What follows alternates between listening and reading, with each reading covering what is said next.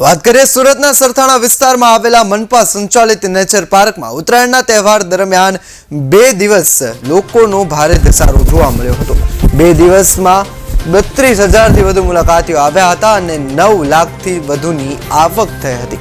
સુરતના સરથાણા વિસ્તારમાં મનપા સંચાલિત પ્રાણી સંગ્રહાલય આવેલું છે।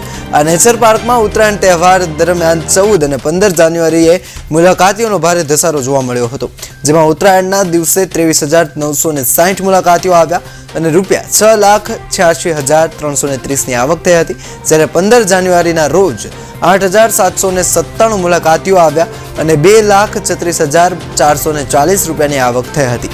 સુરતના સરથાણા નેચર પાર્કમાં થોડા સમય પહેલા જ જન્મેલા જળ બિલાડી અને વરુના બચ્ચાઓની ગેરગમત જોઈને બાળકોમાં આનંદ જોવા મળ્યો છે, ત્યારે સરથાણા ઝૂમાં ખાસ કરીને દિવાળી અને ઉનાળુ વેકેશન દરમિયાન પ્રવાસીઓનો ખૂબ ધસારો રહેતો હોય છે।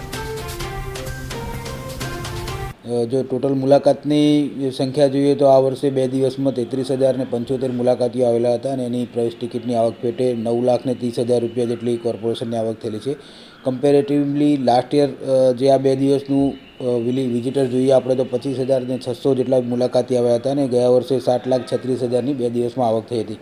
એટલે જે આપણે 2 વર્ષની કમ્પેર કરીએ તો ગયા વર્ષ કરતાં આ વર્ષે લગભગ 7,000 જેવા મુલાકાતીઓ પણ વધારે આવેલા છે અને 2 દિવસમાં 7 લાખ જેવી આવકનો પણ વધારો થયેલો છે।